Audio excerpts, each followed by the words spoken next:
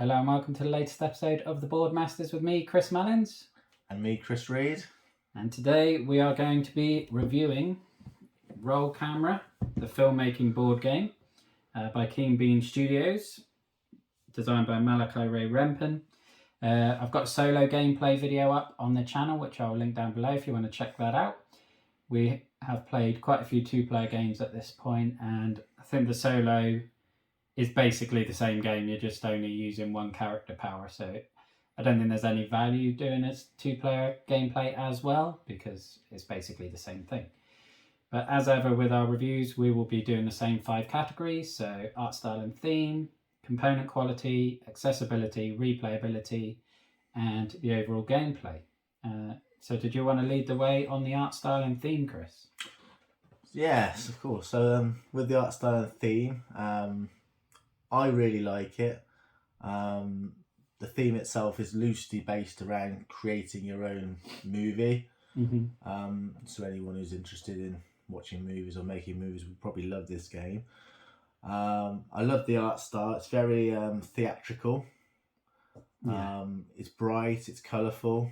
And I love just the quality of it all overall. I just love the sort of Bean characters and the sense of humour you've got running throughout. I mean, with the various scenes and across the idea cards and the problem cards. It's just really nice, funny, bright, charming art. Yeah, very really cute. Yeah, complements the game, I think. I think there is a lot of humour in the game, as you say. There's lots of little hidden details in the artwork, which you won't necessarily pick up straight away. But yeah, I think that complements the mechanics as well, because obviously you're shooting these scenes. You've got the blueprints, and you're trying to place the die in a certain way to shoot that scene. But obviously the die are arranged in a way that it actually represents the scene, which I really like. It really complements the mechanics of the gameplay. yeah, And that it's not just, arrange some dice in this particular pattern. It's arrange the dice specifically in the pattern that would create that scene. It does seem relatively accurate. And so it's not just throwaway art style. It actually works with the mechanics of the game, which I really, really like. Yeah, I'd agree with that totally. And I think you pointed out, didn't you, about, like you say, how it all complements what you're doing there with like the camera at the top and the lighting. And it all complements each other very well. And like I say, I love the theming of the game. Yeah, I will admit the theme probably not tricked me, but I thought it was going to be a much shallower game than it is because of the theme and the art style, because it is very colourful and cutesy and fun and about making a movie. So I didn't expect it to be anywhere near as puzzly as it is. No, it is very puzzly. And obviously you've got various elements of the game which make it more puzzly. You've got the problems to deal with at the start of each turn, the dreaded problems. Yeah. And they just evolve and manifest if you don't deal with them. Yeah, you got to deal with them. So yeah, that covers the art I think it's a big win for the game, definitely. So going on to the components. I mean, first off, I love the clapper box. Yeah. For a start, that I know there was a lot of controversy around that during the Kickstarter campaign, because a lot of people didn't want it because they were worried this hinge would wear out, and I don't know. I think we played it 7 or 8 times, I think, at this point, plus my solo games, and there doesn't seem to be any wear on it yet. So I'm hopeful that will last a relatively long time. In terms of the actual game components, obviously it's mainly a lot of cards, which are decent quality, nothing special. I love the dial. Yeah. In terms of, it's got the player reference, it's got the easy way to measure your budget and your schedule, and it's got difficulty settings on the back. One of these days we probably should try a normal difficulty game, but one of them. We are, especially as we've won 2 games on the bounce now, finally. Yes. We may need to try a higher difficulty eventually. But we've also got cards for the player powers, which they are decent quality. You've got the cardboard set pieces. and the dice, which are all nicely screen printed with the different icons. And probably for the first time, as I guess this is one of my first Kickstarters that I'm reviewing, we've got an amazing insert, which is a Game Craze one, I believe, which just makes setting it up and tearing it down really quick and easy. So definitely want to recommend that. So yeah, they're in general good. I mean, obviously the cards are only ever so good. Yeah, I think the cards are pretty good. They're kind of a linen finish, aren't they? I quite like that. Yeah. And also the instruction book as well. That's quite. I think that's the name. It's quite concise. Well, again, I love the artwork on the instruction book, and also the sort of like typewriter sort of. Yeah, and it feels like a script, doesn't it? Yeah, like a sort of script effect with the typewriter. Yeah. Lettering. I mean, it's not an expensive game in retail. I think you can comfortably get it £35 to £40. So yeah, obviously that'll be the retail edition, which may not be quite as fancy as this version. But even so, for £35 to £40, you're not going to get like dual layer boardings and I suppose ultra fancy thick cards, and I don't think it really needs good value though for the price point. Yeah, it's decent quality, and I suppose that leads into accessibility. What are your thoughts on that? Yeah, as you touched upon, £35 to £40, so it's within reach of most people's budgets. I've had a quick look online. Various places such as Zatu Games, Dyson Decks, you can pick this up at that sort of price, brand new. Yeah, I don't think you're going to get it from necessarily like your Amazons or no, and you won't get it in supermarkets, but from your local game shop or for online game shops, you'll find it no problem at all. Yeah, so a good price point, good replayability. You're never going to have the same story twice. Obviously, all the cards involved and everything, and the dice. There's lots of replayability out of the game. Yeah, we'll go into that a bit more in a minute, won't we? But yeah, for the price point, brilliant. It's very available. So yeah, I would recommend this highly. It's relatively easy to learn as well.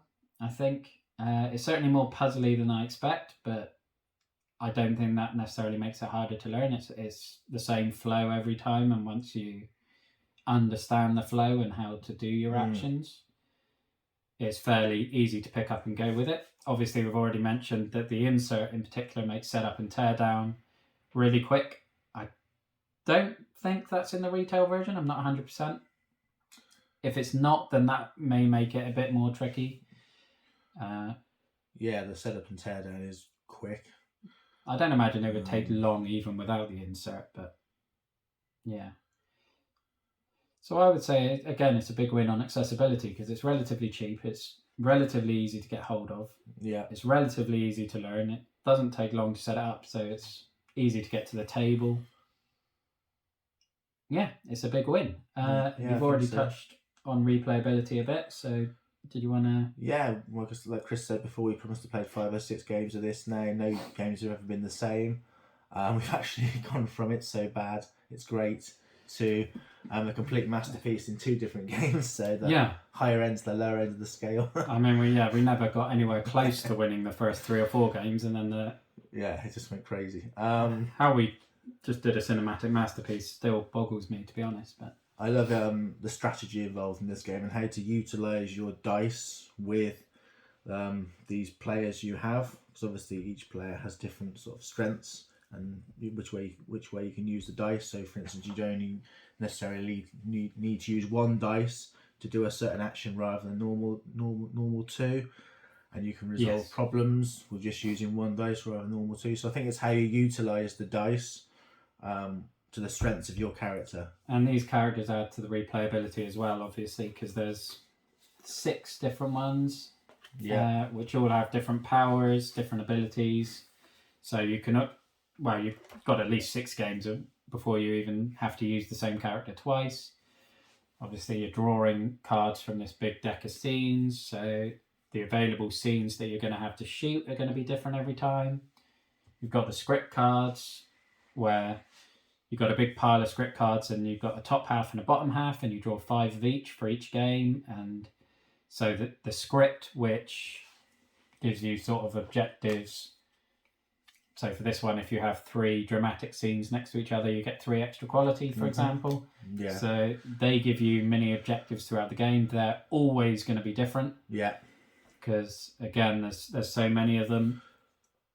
So yeah, as you said, you're never gonna. The core gameplay will be the same, obviously, because it's a board game. It's never going to be you're never going to open the box and it's going to be a miniatures game. But the problems you're going to have to deal with, the decisions you're going to make, are going to be different every time. And I like the production meeting as well, because that allows all the players to be involved. Even if it's not your turn, if that person whose turn it is calls that production meeting, you automatically get involved and you can sort of choose your card. And so it's bringing everybody into the game. It's creating a fun aspect if you're reading these sort of...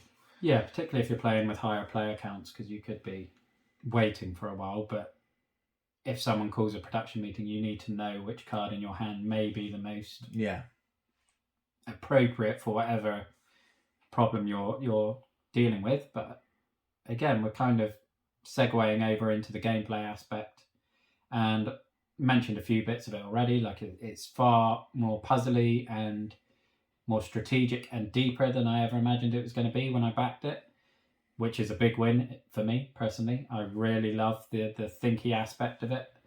Yeah. I love how all of the gameplay aspects, with like the flavor text on the cards, on the ideas and on the problems, always ties it into the theme. So every problem, like your star might hire a limo, a diamond encrusted hot tub limo, so it costs you an extra $1 every round if you don't resolve it. Or the star and the director get in a relationship, so that harms the quality of the movie. Or you might make a scene a flashback with an idea card, so you can rearrange a scene. So instead, you're literally moving it earlier in the scene or later in the scene to make it a flashback scene. And everything ties into the theme, ties into mechanics. It all comes together to make a really nice whole package. Yeah, it complements each other very nicely. Everything, like you say, everything ties in. And I love the way that it, there's no sort of wasted area on the board either. Everything on the board is great, and like you say, it just ties into the game. Yeah, I suppose the one thing is maybe the difficulty, again, because the theme sort of makes you think it's going to be a lighter game, and then the difficulty is quite high, because we've only won 2 out of about 8 games. Yeah. And that's both on easy. I mean, they've got settings on here for hard. I don't know. It'd be interesting to try the more difficult, how level. People are doing that. Maybe it's easier at higher player counts, perhaps, because you've got more. You'll be able to utilize more player powers. So if you're able to, it gets tricky when your scripts don't complement your scenes. So you aren't necessarily able to gain or lose the quality in the way that you need to be able to get into the winning spot. And if you choose the player powers that don't allow you to manipulate the scripts in the scenes, then it can be difficult then. Yeah, we've had problems with that, haven't we? Where the first couple of games, it just didn't sort of match the scripts with the scenes, so it made it a lot more difficult for us. Yeah, I think because we'd sort of started aiming to get quality, so we knew we had 2 in place that were going to gain us quality, but then we couldn't get any of the scenes we needed after that. But we couldn't go down to so bad it's great, because the script we had was going to gain us quality at the end. So, and we just weren't able to earn the quality we wanted. But again, with higher player counts, you would have the ability to change the scripts, to change the scenes, to gain quality for pretty much for free with your production designer. So it's going to be easier with a higher player, because when you playing it solo, you were sort of not up to this level, were you? Not bad stage. You were. No, I lost on so much potential, so I didn't. So yeah. I managed to complete the movie, but I didn't. It was very average, and I suppose it's going to be easier to play at a higher play count, but there's going to be more downtime between turns. But the production meeting will help keep you engaged, and it is a co-op game. So although you can't tell players what ideas you have, you can talk about what's going on. and have a discussion about what scene you want to shoot or Yeah. how you want to arrange your set pieces. And that's important, I would say, because you could have idea cards that could dictate how you build your set pieces. So to have that conversation about what you're going to play is important, even though you can't tell each other your idea cards. From what you're saying in the conversation, you could allude to something that you might want to do in the game. Yeah, because you could say, "Oh, I've got a really good card for this scenario. You might want to call a production meeting," for example. So there is plenty of interaction. I suppose there is the danger then of quarterbacking, where if you get a dominant personality who wants to tell everyone what they've got to do, but that's going to be the case for any co-op game. However, I think we've covered pretty much everything there. So out of 10, what are you going to give it, Chris? I'm going to give it an 8.5. Okay.